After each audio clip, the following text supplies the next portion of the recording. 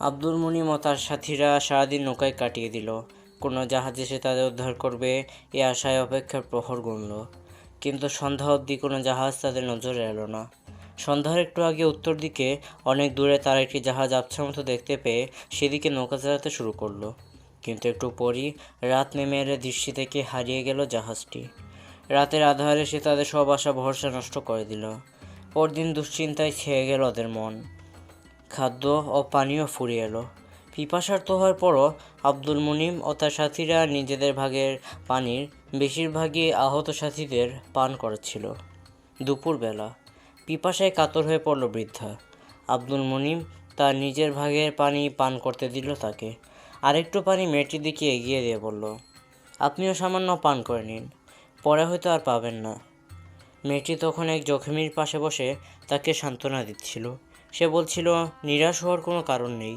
যে আল্লাহ আমাদেরকে দস্যুর হাত থেকে বাঁচিয়েছেন, তিনি এ কঠিন বিপদ থেকেও আমাদের রক্ষা করবেন। আব্দুল মুনিমের কথা শুনে মেয়েটি বলল, আমার ভাগের পানি আমি আগেই পান করেছি। আপনি ভোর থেকে এ পর্যন্ত এক ঢুকো পান করেননি, এটুকু আপনিই খান। আব্দুল মুনিম বলল, এ অবস্থায় আমি নিজেকে নিয়ে ভাবতে পারছি না, নিন পানিটুকু। তরুণী আব্দুল মুনিমের হাত থেকে পানিটুকু নিয়ে আহত এক লোককে দিয়ে দিল আর বলল, এ অবস্থায় আমিও নিজের কথা ভাবতে পারি না। মেয়েটির নাম সকিনা। আব্দুল মুনিম তাকে যত দেখছে ততই মুগ্ধ ও অভিভূত হচ্ছে।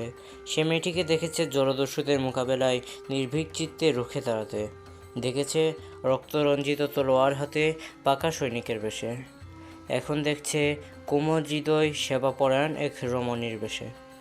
অথচ সর্বত্রই সে কত সাবলীল, কত অমায়িক ও আন্তরিক। তার সাহস ও বলিষ্ঠতাতে যেমন হৃদয়ে দাগ কাটে, তেমনি সঙ্গীতের জন্য তার ত্যাগ, সহমর্মিতা ও সহানুভূতিও হৃদয় ছুঁয়ে যায়। সৈনিক বেশে ওকে দেখেই আব্দুল মুনিম নিজের অন্তরে এক ধরনের মধুর কাঁপন অনুভব করেছিল। এখন কোমল হাতে আহতদের শুশ্রূষা করতে দেখে আব্দুল মুনিম অনুভব করল, তার হৃদয়ের তারে কে যেন আঙ্গুলের কোমল ছোঁয়ায় এক সুমধুর সুর বাজিয়ে যাচ্ছে।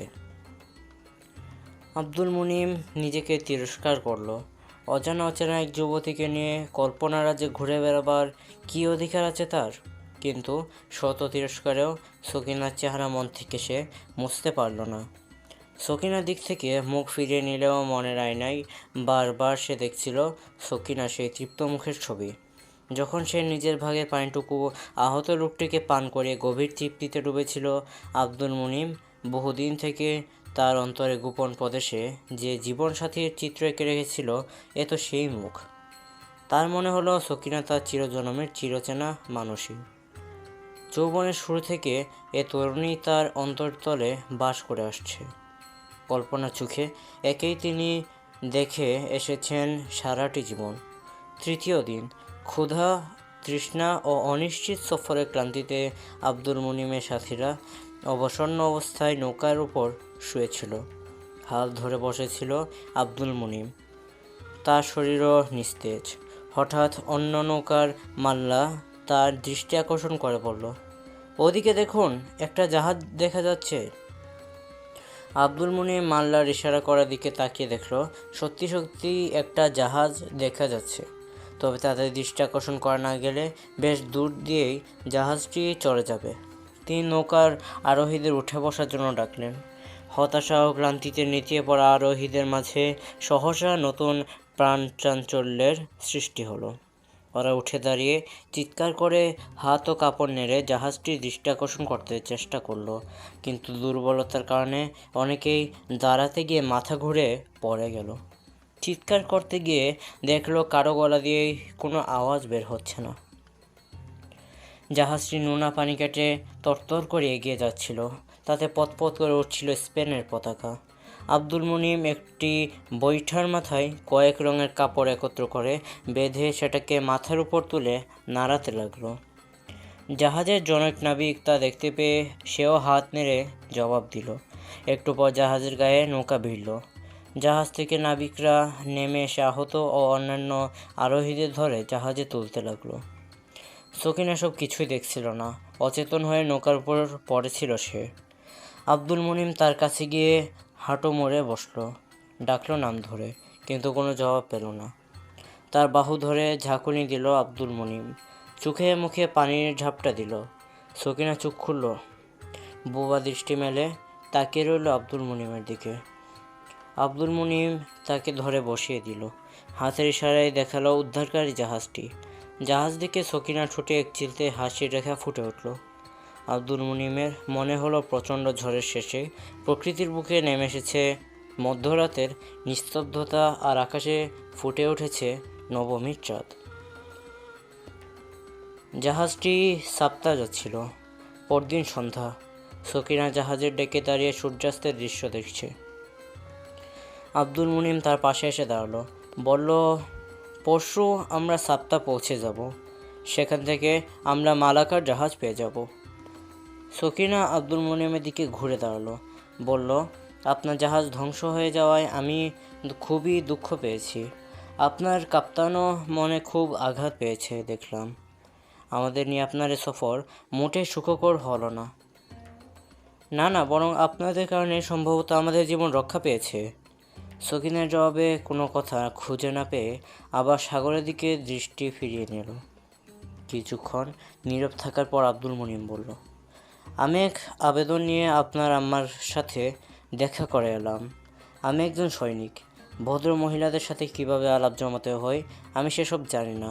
তবু তিনি যে আমার আবেদনটি খারাপভাবে নেননি, সেজন্য আমি তার কাছে কৃতজ্ঞ। আব্দুল মুনিম একটু নীরব থেকে আবার মুখ খুলল। আপনার আম্মার সাথে আপনাকে নিয়ে কথা বলেছি আমি। আপনাকে বলতে বাধা নেই। নৌকায় শেষ যে রাতটি আমরা কাটালাম, সে রাতটি ছিল আমার কাছে এক দুঃস্বপ্নের রাত। মৃত্যুকে আমি ভয় পাই না, কিন্তু সে রাতে আমার বেঁচে থাকার অদম্য অভিলাষ জেগেছিল মনে। ভাবছিলাম পরের দিন আল্লাহ যদি আমাদের উদ্ধারের জন্য কাউকে না পাঠান, তাহলে হয়তো জীবনে আর কোনো সূর্যোদয় দেখার সুযোগ আমার হবে না। চাঁদের আলোয় আপনার শুকনো চেহারা দেখে বারবার আপনার সাথে আলাপ করার ইচ্ছে জেগেছিল আমার মনে, কিন্তু আমি সাহস সঞ্চয় করতে পারিনি। আপনি নিশ্চয়ই বুঝতে পারছেন আমি কি বলতে চাচ্ছি। নিজের বুকের ভিতর অসহ্য এক কাঁপন অনুভব করলো সকিনা। কিছু বলতে চাইল, কিন্তু ঠোঁট নাড়াতে পারল না। প্রচণ্ড এক আবেগ এসে কণ্ঠ রুদ্ধ করে দিল তার। তবু কোনো রকমে আবেগ সামনে সে বলে উঠল, কি বলতে চাচ্ছিলেন আপনি? আমি বলতে চাচ্ছিলাম, মরণের আগ পর্যন্ত আমার হৃদয়ে একটি কথাই শুধু জেগে থাকবে। আমরা দুজন কেবল দুজনের জন্যই জন্মেছিলাম।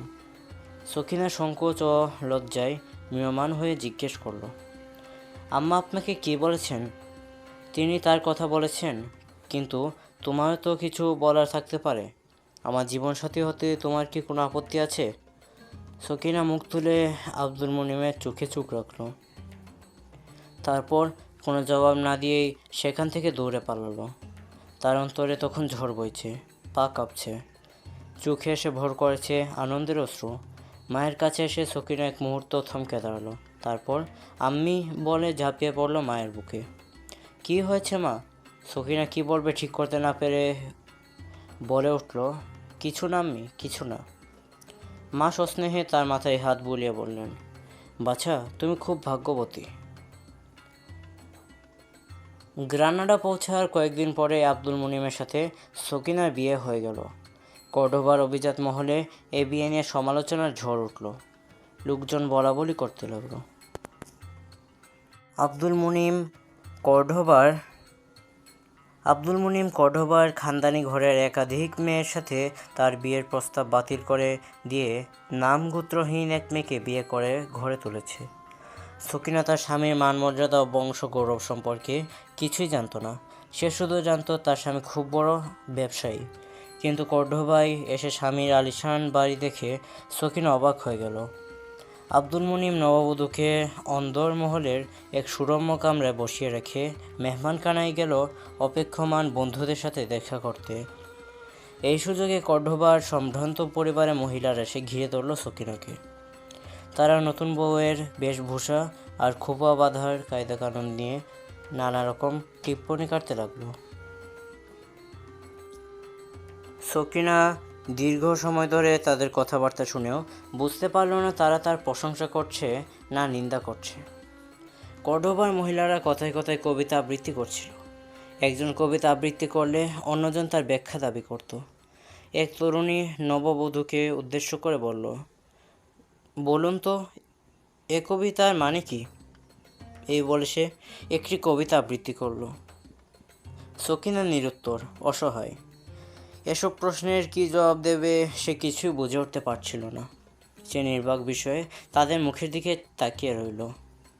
এক মেয়ে পেছন থেকে বলে উঠল, দেখো, আমার ভাবিকে বিরক্ত করো না, কবিতা নিয়ে তার কোনো আগ্রহ নেই। গান হলে বলতে পারো, তিনি ভালো গাইতে পারেন।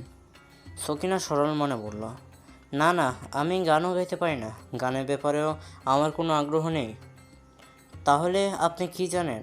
মেয়েটি দুষ্টুমি ভরা চোখ চাঁচিয়ে সকিনাকে প্রশ্ন করল। সকিনা ধৈর্যের বাঁধ ভেঙে গেল। বলল, আমি কিছুই জানি না। যদি আপনারা আমার কাছ থেকে একথা শুনে খুশি হন, তাহলে আমার বলতে কোনো দ্বিধা নেই। আমি এক গরিব মায়ের এতিম মেয়ে। আমার বাপ মা আমাকে কবিতা বা গান কিছুই শেখাননি। তারা আমাকে কোরআন শেখানোয় যথেষ্ট মনে করেছেন। তারা আমাকে শিখিয়েছেন পোশাক পরিচ্ছদ দিয়ে দেহ ঢেকে রাখতে, সৌন্দর্যের প্রদর্শনী করে বেড়াতে নয়। আমি যে পরিবেশে বড় হয়েছি, সেখানে একজন নারীকে কন্যা, স্ত্রী এবং মা হিসেবে দেখা হয়। আপনাদের কাছে গর্ব করার মতো আমার কিছুই নেই। তবে আমার কাছে যা আছে তা শুনতে হয়তো আপনাদের ভালো লাগবে না। একজন পবিত্র স্ত্রীর যেসব গুণ থাকে দরকার এবং আমার স্বামী যা পছন্দ করেন তার সবই আছে আমার কাছে। আর একজন গর্বিত স্বামী হওয়ার জন্য যে যোগ্যতা দরকার, আমার স্বামীরও তা পুরোপুরি আছে। সকিনা বলার ধরন ও বক্তব্যে বলিষ্ঠতা এতক্ষণে হাস্যরসে পরিবেশ সম্পূর্ণ পাল্টে গেল। উপস্থিত সকলেই নতুন বইয়ের এ ধরনের স্পষ্ট বলিষ্ঠ উচ্চারণ শুনে হতবাক হয়ে গেল। তার কথা শেষ হওয়ার পরও বেশ কিছুক্ষণ কেউ কোনো কথা বলল না। অবশেষে একজন বয়সী মহিলা সকিনার কাছে এসে তার মাথায় হাত বুলিয়ে দিতে দিতে বললেন, মা, তুমি সব মেয়েদের তুলনায় অনেক বেশি গুণী ও জ্ঞানী। সত্যি, স্ত্রী নির্বাচনের ব্যাপারে আব্দুল মুনিমের রুচি ও ভাগ্যের আমি প্রশংসা করছি। সকিনার দুলাভাই শেখ আবু সালেহ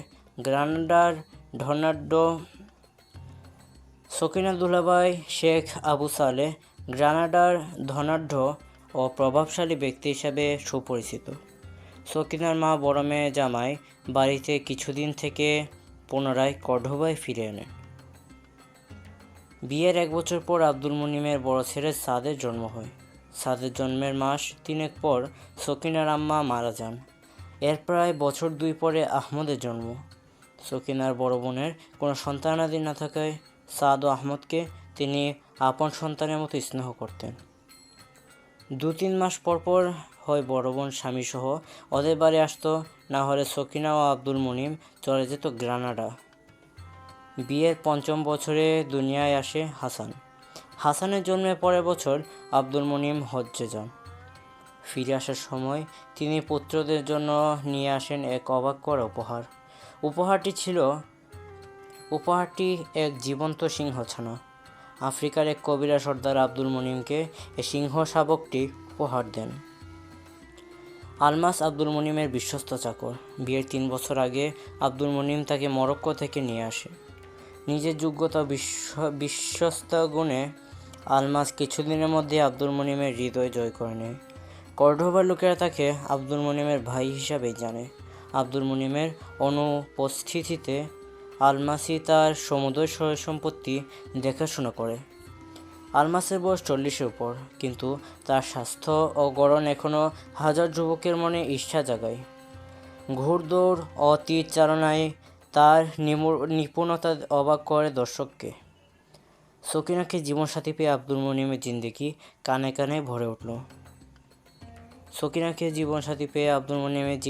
কানে কানে ভরে উঠেছিল। জীবনের সব সুখ এসে বাসা বেঁধেছিল তার ঘরে। দুনিয়ার এমন কোনো নেয়ামত ছিল না যার জন্য তার কোনো আফসোস ছিল। স্ত্রী স্বামীকে নিয়ে পরিতৃপ্ত, স্বামী স্ত্রীকে নিয়ে গর্বিত, সন্তানেরা বাপ মার আদর স্নেহে আপ্লুত, বন্ধুরা তাদের ভালোবাসে, দুশ্মন ভয় পায়। কিন্তু এত কিছুর পরও এক উৎকট পেরেশানি আব্দুল মুনিমের অন্তর ক্ষতবিক্ষত করছিল। স্পেনের ভবিষ্যৎ নিয়ে দুশ্চিন্তা দিন দিন তার বেড়েই চলছিল। বিয়ের আগে সে ছিল এক ঝামেলাহীন স্বাধীন মানুষ। নিত্য নতুন বিপজ্জনক অভিযানে ঝাঁপিয়ে পড়তে কোনো পরোয়া ছিল না তার। জীবনে বেশিরভাগ সময় সে কাটিয়েছে কর্ডোবার বাইরে। নিছক অর্থ উপার্জনের জন্যই ব্যবসা শুরু করেনি আব্দুল মুনিম, বরং ব্যবসায় উপলক্ষে দেশ বিদেশে সফর করাই তার অন্যতম উদ্দেশ্য ছিল। কিন্তু সকিনাকে বিয়ে করার পর তার জীবনের ছক গেল পাল্টে। ঘরের চার দেয়ালে সুখ যেমন তাকে টানে, তেমনি বাইরের দুনিয়া তাকে ডাকে সময়ের দাবি মেটাতে। যখনই আব্দুল মুনিম সাদ আহমদ ও হাসানের ভবিষ্যতের কথা ভাবতে যায়, তখনই স্পেনের ক্রমবর্ধমান রাজনৈতিক সংকট তাকে নিয়ে যায় ভাবনার অতল তলে। আজ এ পর্যন্তই ছিল। পরবর্তী পর্ব পেতে হলে অবশ্যই চ্যানেলটি সাবস্ক্রাইব করবেন। খোদা হাফেজ।